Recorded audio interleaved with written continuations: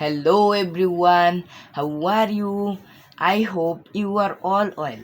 I am with you, Siam Rahman. Today I bring you 86 pages of English book suggestion 6.3.1 reading with meaning for class 9. But a request to you is to watch the video till the end. You will learn a lot. If you watch each of my videos regularly, your reading skills will improve. But don't forget to like it, because if you like it, I get motivated. It increase my interest in making videos. Without further ado, let's get started. Let's look at a simple example of compare and contrast essay from activity 6.1.1, that is, which transportation, rail or bus, you will choose for the journey.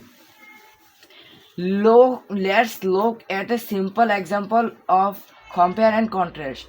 চলো দেখি সহজ উদাহরণে তুলনা এবং বৈসাদৃশ্যের রচনা, যা কার্যকলাপ 6.1.1-এ দেওয়া আছে, যা ট্রান্সপোর্টেশন, পরিবহন, রেল অথবা বাসে ইউ উইল চুজ, পছন্দ করতে পারবে তোমার ভ্রমণ। ফুল মিনিং ইজ, চলো ক্রিয়াকলাপ 6.1.1 থেকে তুলনা এবং বৈসাদৃশ্য রচনার একটি সহজ উদাহরণ দেখি, যা তুমি ভ্রমণের জন্য কোনো পরিবহন বা রেল বা বাস বেছে নিয়ে প্রবন্ধটি লিখতে পারো। To write the essay, the first thing you should do is to grab a piece of paper and make a list with 2 columns, similarities and differences.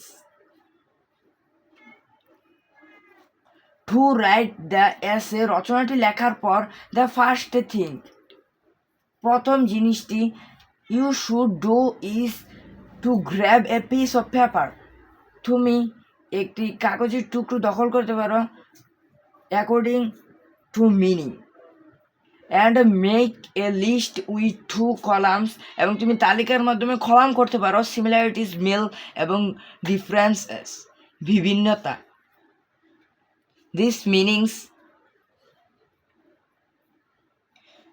meanings is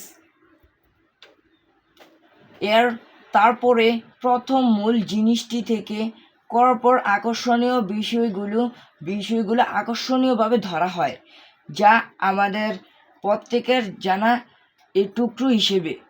then jot down the key things first, then the most striking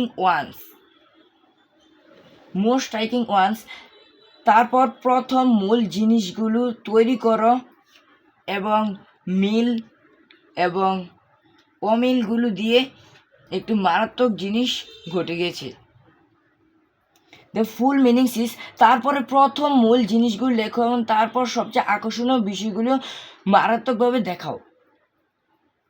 Here you can also use a Venn diagram to circle that overlap. এখানে তুমি van ডায়াগ্রামও দেখাতে পারো two circle, দুটি বৃত্ত এবং ওভারল্যাপের মাধ্যমে। নাও in the section, এই বিভাগে, হোয়ার ইট ওভারল্যাপ, এটি যখন ওভারল্যাপ ছিল, নোট দ্য সিমিলারিটিস, এর পার্থক্য এবং বিভিন্নতা, ইন দ্য পার্ট, এই অংশে, অফ দ্য সার্কেল, এই বৃত্তের, দ্যাট ডাজ নট ওভারল্যাপ নয়। So first, about a rail journey, we can write rail is spacious, seats are comfortable, less risky, eco-friendly, have toilet facilities, etc. This meanings is, so first about the rail journey, প্রথমে এটি rail journey মানে রেলের ভ্রমণ, we can write rail in spacious, আমরা এটি প্রস্থ হিসেবে লিখি।